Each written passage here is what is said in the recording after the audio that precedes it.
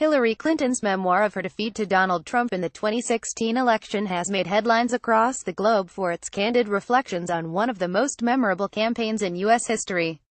Be it her disgust with Trump and his divisive campaign, or lingering wounds from her bruising primary with Bernie Sanders, Clinton holds little back in the 469-page What Happened.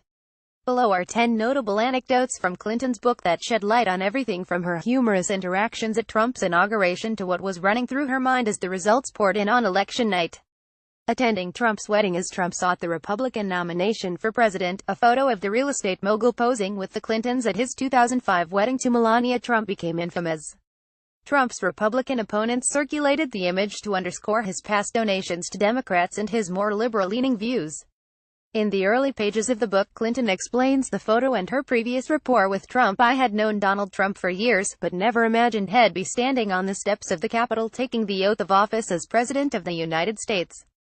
He was a fixture on the New York scene when I was a senator, like a lot of big-shot real estate guys in the city, only more flamboyant and self-promoting.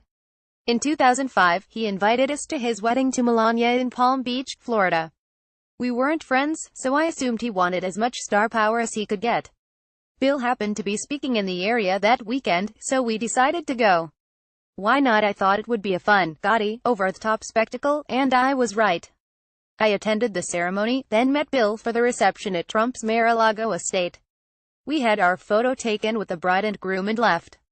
Hillary Clinton and Bernie Sanders at an event in Portsmouth, New Hampshire on the 11th of July 2016. Photograph C.J. Gunther. Bernie Sanders. Much ado has been made of Clinton's criticism of Sanders in the book, reigniting in many ways the internal feud within the Democratic Party over its direction. In addition to insisting Sanders is not a Democrat, Clinton draws a contrast to her 2008 primary against Barack Obama. Bernie had hung on to the bitter end, drawing blood wherever he could along the way. I somewhat understood why he did it. After all, I stayed in the race for as long as I could in 2008. But that race was much closer, and I endorsed Barack right after the last primary. On the day she clinched the nomination, Clinton adds, Bernie was still more than a month away from endorsing me. Clinton also felt hamstrung by the advice she received from all corners, including Obama, not to go after Sanders. My team kept reminding me that we didn't want to alienate Bernie's supporters. President Obama urged me to grit my teeth and lay off Bernie as much as I could. I felt like I was in a straitjacket. There are some kinder moments. Clinton remains grateful for when Sanders memorably exclaimed in their first debate, "The American people are sick and tired of hearing about your damn emails." She also appreciated that Sanders was the one to formally nominate her at the Democratic National Convention, as she had done for Obama 8 years before. The final delegate count was 2,842 for me and 1,865 for Bernie. I know it couldn't have been easy for him to make that statement on the floor, and I appreciated it. Huma Abedin and Hillary Clinton on the 10th of June 2016 at Clinton's home in Washington. Photograph J. Scott Applewhite. Huma Abedin. Clinton has often likened Huma Abedin, her longtime maid and right-hand woman, to a daughter. It is for that reason, Clinton writes, that she refused to sideline Abedin in the aftermath of James Comey's the 28th of October letter revealing that his agency was examining new emails potentially relevant to the previously closed investigation into Clinton's use of a private server. The batch of emails had been discovered on a computer belonging to Abedin's estranged husband Anthony Weiner, who was under FBI investigation for exchanging lewd messages with a teenage girl. He pleaded guilty to transferring obscene material to a minor in May. Abedin looked stricken by the news. Clinton writes, Anthony had already caused so much heartache. And now this man is going to be the death of me, Abedin said, breaking down in tears. Clinton hugged and consoled her aide, who started out with her as a 19-year-old intern in the early 1990s.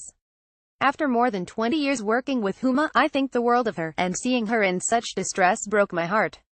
In the days that followed, some people thought I should fire Huma or distance myself. Not a chance. She had done nothing wrong and was an invaluable member of my team. I stuck by her the same way she has always stuck by me. Jason Chaffetz at a town hall meeting at Brighton High School in Cottonwood Heights, Utah in February 2017. Photograph Rick Baumer. Jason Chaffetz, a former Republican congressman from Utah, is best known for his relentless focus on Clinton's handling of the 2012 attack in Benghazi, Libya, during his tenure as the chairman of the House Oversight Committee.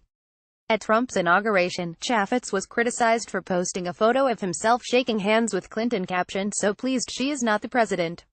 I thanked her for her service and wished her luck. The investigation continues, but according to Clinton, she had mistaken Chaffetz for someone else. I saw a man off to the side who I thought was Reince Priebus, head of the Republican National Committee and incoming White House Chief of Staff. As I passed by, we shook hands and exchanged small talk. Later I realized it hadn't been Priebus at all. Calling Chaffetz a wannabe Javier who made endless political hay out of my emails and the 2012 tragedy in Benghazi, Clinton describes her reaction to his photo. What a class act. One came this close to tweeting back, to be honest, thought you were Reince. Ryan Zinke waves to supporters in Columbia Falls, Montana in November 2014. Photograph Greg Lindstrom app Ryan Zinke at WASNT just Chaffetz, with whom Clinton had an awkward encounter on the day Trump was sworn in as president. At the post-inauguration lunch, she met then Representative Ryan Zinke, who now serves as Trump administration Interior Secretary. Zinke brought his wife over to say hello, Clinton writes. This was somewhat surprising, considering that in 2014, he called me the Antichrist. She couldn't help but quip, you know, Congressman, I'm not actually the Antichrist. He was taken aback and mumbled something about not having meant it, Clinton writes. One thing I have learned over the years is how easy it is for some people to say horrible things about me when I'm not around, but how hard it is for them to look me in the eye and say it to my face. Julian Assange in London on the 6th of July 2017. Photograph Dominic Lipinski by Julian Assange. In a lengthy middle section dedicated to the threat posed by Russia, Clinton takes aim at WikiLeaks founder Julian Assange. It was his website that published emails hacked from the Democratic National Committee, as well as Clinton's campaign chairman John Podesta. Assange has rejected allegations that the emails published on WikiLeaks came into its hands via the Russian government's interference in the 2016 campaign, but Clinton disagrees. In my view, Assange is a hypocrite who deserves to be held accountable for his actions. He claims to be a champion of transparency, but for many years, he's been helpful to Putin, one of the most repressive and least transparent autocrats in the world. It's not just that WikiLeaks avoids publishing anything Putin won't like and instead targets Russia's adversaries. Assange actually hosted a television show on RT, Putin's propaganda network, and receives adoring coverage there. Barack Obama and Hillary Clinton at the Democratic National Convention in Philadelphia on the 27th of July 2016. Photograph Carolyn Castor app Obama said run after she left the State Department in 2013. Clinton writes, she and Obama kept in regular touch. They met a few times for lunch, eating jambalaya one summer on the terrace outside the Oval Office while dissecting the foreign policy challenges facing America. But gradually, as 2013 turned into 2014, our conversations turned more frequently to politics, Clinton writes. President Obama knew the challenges facing Democrats. He never took his re-election for granted, and while it was a resounding win in 2012, the legitimately resounding kind, he knew that his legacy depended to a large degree on a Democratic victory in 2016. He made it clear that he believed that I was our party's best chance to hold the White House and keep our progress going, and he wanted me to move quickly to prepare to run. I knew President Obama thought the world of his vice-president, Joe Biden, and was close to some other potential candidates, so his vote of confidence meant a great deal to me. Hillary Clinton at the Women in the World Conference on the 23rd of April 2015 in New York City. Photograph Andrew Birding at Images Sexism against female candidates. Clinton often revisits the role played by sexism and misogyny in her defeat, writing with the sort of freedom she seldom felt able to express on the campaign trail. She admits that past controversies, such as Whitewater, Travelgate and the email furor, played a part in the public's perception of her. But she argues that the backlash was partly because she is a woman. Why am I seen as such a divisive figure and, say, Joe Biden and John Kerry aren't? What makes me such a lightning rod for fury, I'm really asking. I'm at a loss. I suspect that, for many of us, more than we might think, it feels somehow off to picture a woman president sitting in the Oval Office or the Situation Room. It's discordant to tune into a political rally and hear a woman's voice booming, screaming, screeching forth. Even the simple act of a woman standing up and speaking to a crowd is relatively new. Barrow, Alaska. Photograph the Asahi Shimbun and Asahi Shimbun via Getty Images. Universal income constantly pilloried for being insufficiently progressive, Clinton contemplated proposing a policy of universal income. She had drawn inspiration from a model in Alaska, under which oil revenues are used to fund an annual dividend for every man, woman, and child living in the state. Once you capitalize the fund, you can provide every American with a modest basic income every year, Clinton writes. While detailing the potential proposal, Besides cash in people's pockets, it would also be a way of making every American feel more connected to our country and to one another, part of something bigger than ourselves. I was fascinated by this idea, as was my husband, and we spent weeks working with our policy team to see if it could be viable enough to include in my campaign. We would call it Alaska for America. Unfortunately, we couldn't make the numbers work. The idea of a basic income is one even Sanders has yet to embrace. Clinton said it was ultimately too unrealistic, but wonders what could have been given the populist wave sweeping the country.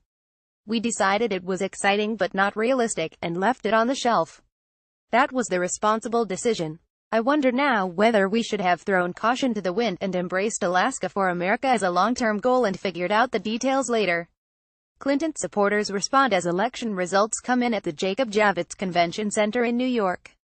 Photograph Ali Smith for The Guardian. Photograph by Ali Smith. Election night, Clinton had not even entertained the thought of a loss to Trump, describing herself as shell-shocked as the returns came in. "I hadn't prepared mentally for this at all," she writes. "There had been no doomsday scenarios playing out in my head in the final days, no imagining what I might say if I lost. I just didn't think about it." As Trump inched closer to victory, Clinton could barely breathe. She wondered to herself what might happen next. Although Clinton phoned Trump to congratulate him in what she characterizes as a perfectly nice and weirdly ordinary call, another part of her brain registered that her opponent led chance of lock her up and vowed to send her to prison as she stood beside him in one of their debates. A debate ensued in her hotel suite over what she should say in her concession speech. Her aides presented a draft that aggressively disavowed the bigotry of Trump's campaign. "If we believe what we've said for the past 6 months about the dangers this guy poses to our country, then you can't act like that's not true anymore," Clinton writes of their argument. "People are scared and worried about what he'll do to their families. They want to hear from you." A spirited discussion ensued. Eventually I asked the speechwriters to take another crack at a draft that was shorter and more gracious but not sugar-coated. When all was said and done, Clinton writes, "It was just her and Bill. Bill was watching Trump's speech on television. He couldn't believe it. Neither could I. Eventually everyone left, and it was just us. I hadn't cried yet, wasn't sure if I would. But I felt deeply and thoroughly exhausted, like I hadn't slept in 10 years. We lay down on the bed and stared at the ceiling. Bill took my hand, and we just lay there." Additional reporting by David Smith.